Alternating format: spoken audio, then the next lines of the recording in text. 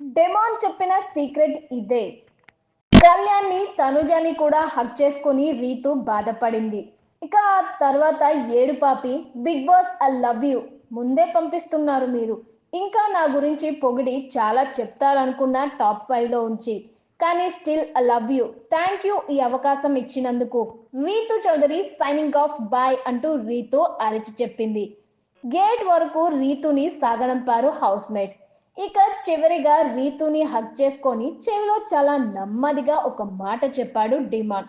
Cup తీసుకొని వస్తాను చాలా బాగా ఆడి అని రీతుతో అన్నాడు డిమాన్. బాగా ఆడు అంటూ రీతు కూడా హగ్ ఇచ్చింది. బయట అంతా నువ్వే చూసుకోవాలి అని డిమాన్ అనగానే రీతు ఎప్పటిలా తనదైన స్టైల్లో నవ్వింది. Bigg boss I love you too చెప్తారా చెప్పరా? సర్లేండి బాయ్ బిగ్ బాస్. మా మమ్మీ కొట్టిద్దేమో ఇప్పుడు టాప్ 5లో లేనని అంటూ రీతు కామెడీ చేసింది.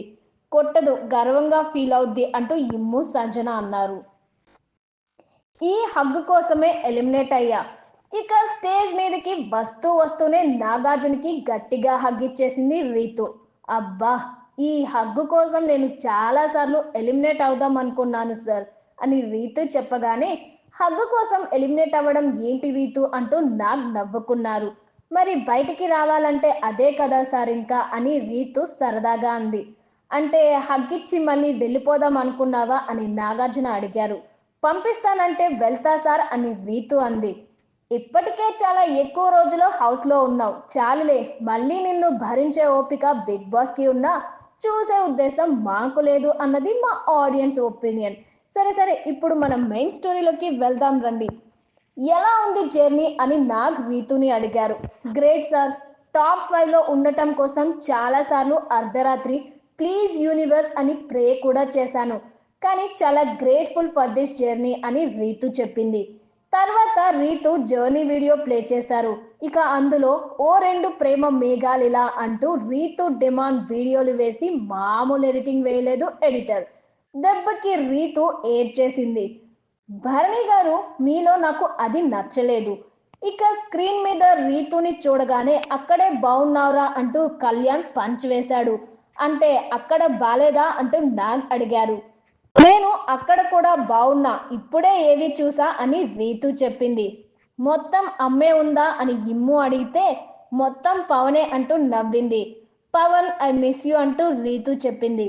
ఇక ఫైనల్ గా బోర్డు మీద హౌస్ మేట్స్ 7 ఫోటోలు పెట్టి టాప్ 1 to 7 ప్లేసెస్ ఇమ్మని నాగ్ చెప్పారు.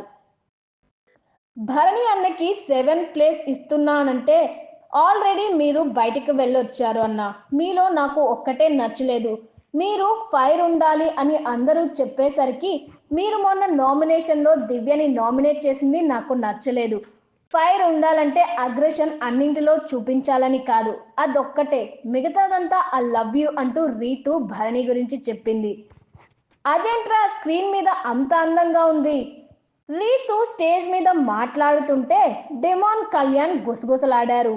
దీంతో తనుజ లేచి రీతు, కళ్యాణ్ ఏమో అదేంట్రా అంత అందంగా ఉంది అంటున్నాడు.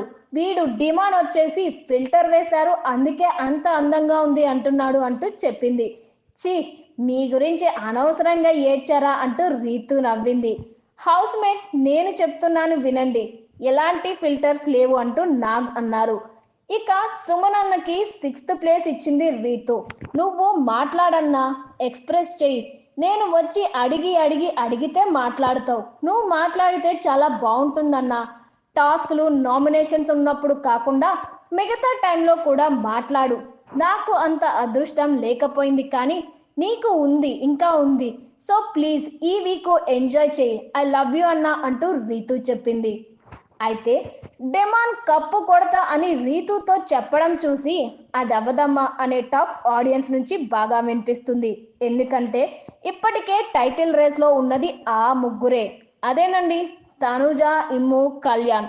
వీళ్ళుండగా మరొకరు టైటిల్ దగ్గరికి రాలేరు అన్నది బిగ్ బాస్ చూసే వాళ్ళ అభిప్రాయం. అయితే రీతు బయటికి వెళ్ళిపోయింది. ఎప్పటికైనా ఆ మాయ నుంచి బయటపడి సీజన్ ప్రారంభంలో ఉన్న డిమాండ్లా గేమ్ ఆడితే టాప్ 5లో ఉండే అవకాశం అయితే ఉంటుంది.